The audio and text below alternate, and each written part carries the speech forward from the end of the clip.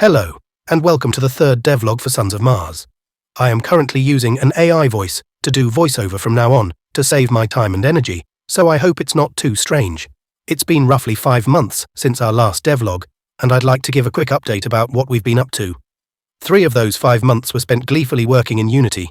Unfortunately, as some of you may know, Unity tried to pull a fast one on developers by introducing some very bizarre changes to their monetary policy with developers. There was some debate over the actual effect of this policy among the community, but we decided for our team that this recent fiasco was the writing on the wall to move on from it. I was hell-bent on using Unity for this project. We actually became quite competent in using the program and made great strides in optimization and development. Alas, we just didn't feel comfortable with Unity as a long-term support after this fiasco.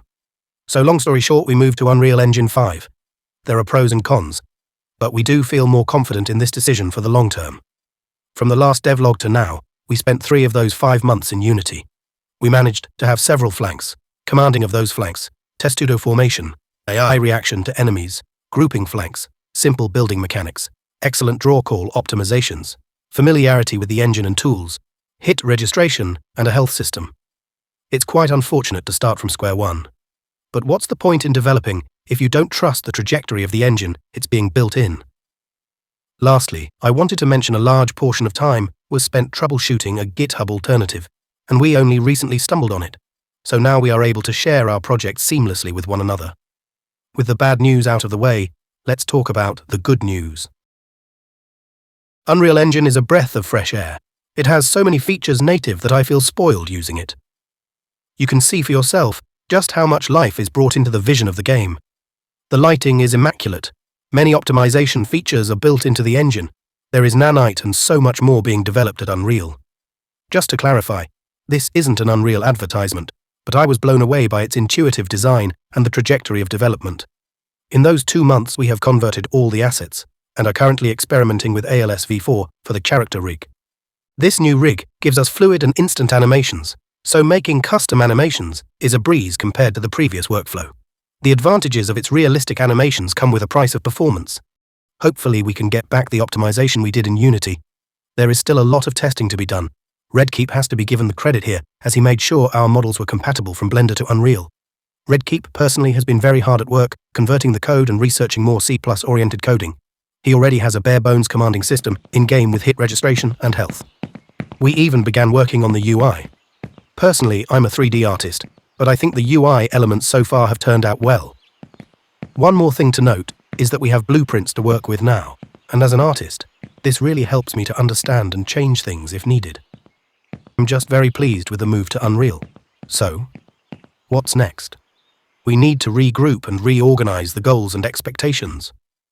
Since the Unity fiasco, I want to avoid setting dates for early access and testing releases for those interested. We had already planned to have a release by December of 2023 in the previous videos. But things quite literally out of our power changed this dramatically. We will need a solid foundation before making a test version, and I have no doubt we can reach this goal in the coming months. Our primary focus, now that the conversion is complete, is to get back to where we were in Unity before leaving and more. We want to focus on the commanding of troops and optimization and large groups of troops attacking one another, moving around and so on. Redkeep will of course handle this side of things, but I will focus more on UI UX and map making. Right now, we have a large-scale test map with a fortress and a village nearby.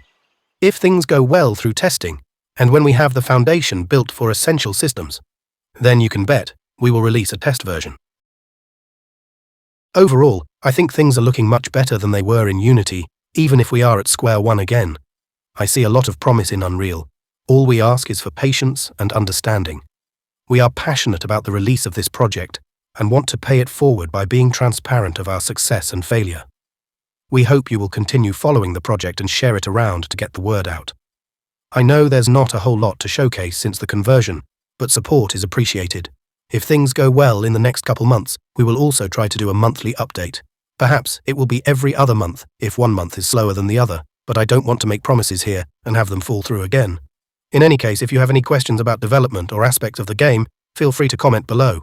We look forward to hearing from you and updating you next month. Thank you for watching and see you in the next one.